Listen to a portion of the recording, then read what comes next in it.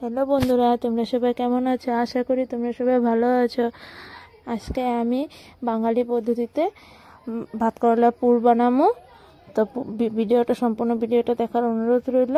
আর যদি ভিডিওটা ভালো লাগে তাহলে লাইক শেয়ার কমেন্ট করে দিবে, সাথে সাবস্ক্রাইবও করে দিবে। তো চলো এখন আমরা ভিডিওটা আরম্ভ করি। পুর বানানোর জন্য প্রথমে আমি 5টা ভাত করলা কাটতে এইভাবে করে নিছি। আর 10 মিনিটের জন্য সিদ্ধ করে নিছি। এই জন্য সিদ্ধ করে নিছি যাতে এটার ভিতরে এই অংশটা বের করতে সুবিধা হয়। তো এখন আমি একটা চামচের সাহায্যে ভিতরের এই অংশটা বের করে নেব। এইভাবে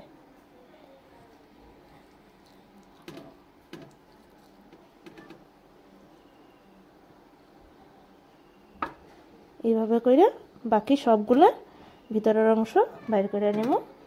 যেহেতু আমি এটারে 10 মিনিটের জন্য সিদ্ধ করে নিছি, সেহেতু এটা আস্তে আস্তে করে উঠাইতে লাগবো, নাইলে ভাঙ্গা যাওয়ার সম্ভাবনা থাকে।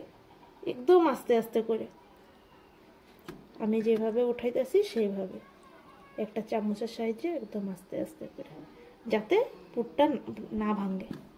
ভাত করলার ভিতর থেকে এগুলো সব বের করে নিছি। এখন একে একে পরের প্রসেসগুলো দেখাম। এখন কড়াই বসায় দিব। কড়াইটা গরম হোক। এখন তেল দিয়া দিব।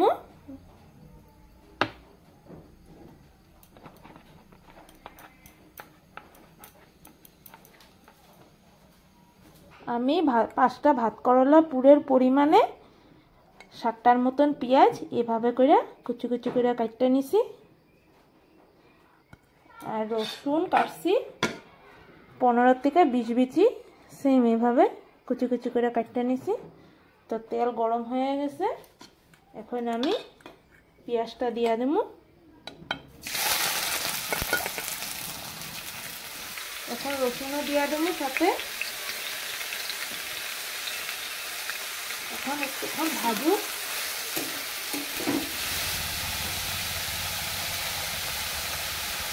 যে রঙটা হালকা চেঞ্জ হয়ে গেলে গিয়ে আমি ভাত করলা ভিতর থেকে যে বাইর করছিলাম এগুলা দিয়ে দেবো। এই রেসিপিতে পেঁয়াজ লাল লাল করে ভাজে না।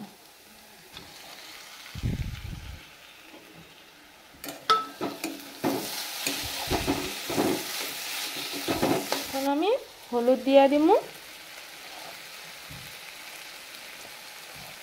মরিচের গুঁড়া, মতন লবণ,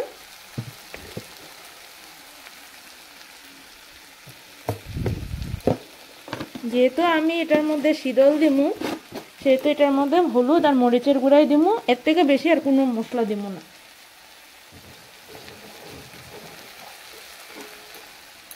এখন হালকা নাড়াচাড়া করে দিব। এখন আমি অল্প একটু জল দিয়ে দিব,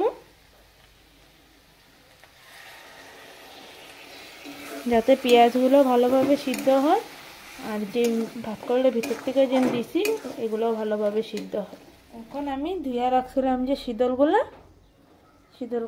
একে একে দিয়ে দেবো, সুন্দরভাবে ছড়ায়, যাতে তার ভিতর থেকে কাঁটাগুলো বের করতে আমার সুবিধা হয়।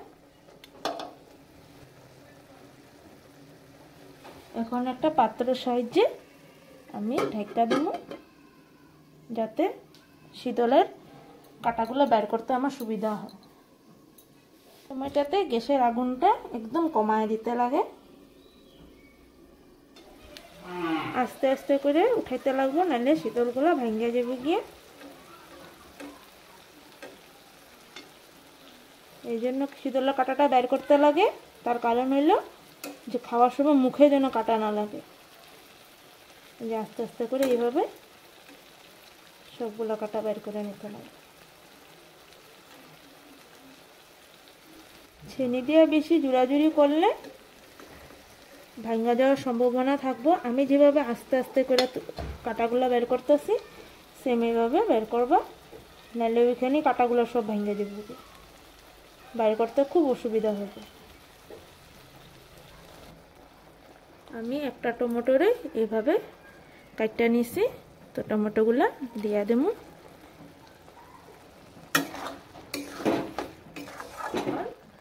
2 থেকে 5 মিনিট মতন ঢাকা দেবো। কিছুটা ধনিয়া পাতা এখন দিয়া দেবো। এখন ভালোভাবে একটু ভাজুন।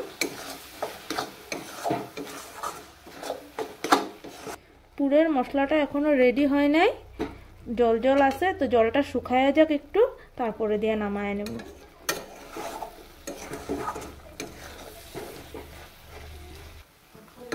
আমাদের পুরের মশলাটা রেডি। এখন একটা পাত্রে নামায় নেব ঠান্ডা হইবার জন্য।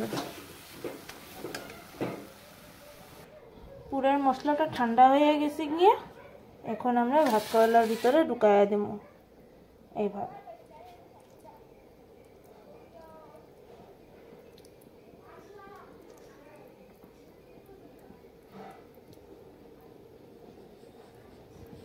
পরপর সবগুলোর ভিতরে এইভাবে ঢুকায় নেব, সুন্দর করে ভর্তি করে করে ঢুকাম।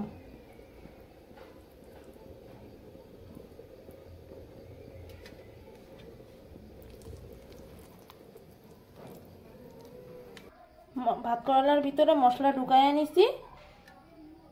এখন আমি একটা ব্যাটার তৈরি করব। ব্যাটারের জন্য প্রথমে আমি বেসন নিছি, এখন অল্প একটু হলুদের গুঁড়া দেবো,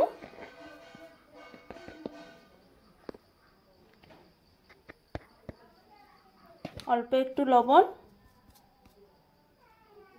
এখন জল দিয়ে দেবো।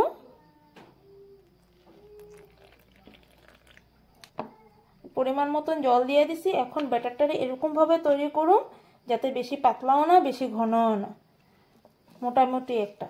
কড়াই গরম হয়ে গেছে, এখন তেল দিয়ে দেবো। তেলটা এই জন্য বেশি দেবো কারণ এই পুরগুলারে একটু ফ্রাই করুন। তেলটা গরম হয়ে গেছে, এখন আমি পুরটা নিয়ে ব্যাটারটার সাথে ভালোভাবে মিশিয়ে নেব এইভাবে।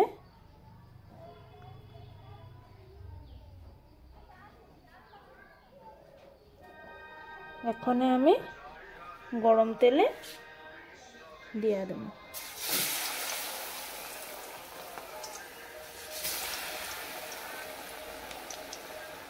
সময়তে গ্যাসের স্টিমটা একটু কম রাখতে লাগে, নাইলে ভাজাটা তো সুন্দর হইব কিন্তু ভিতরটা কাঁচা থাকবো।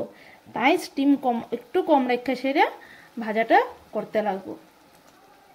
ঠিক এরকম ভাবে লাল লাল করে ভাজা সবগুলো নামায় নেব।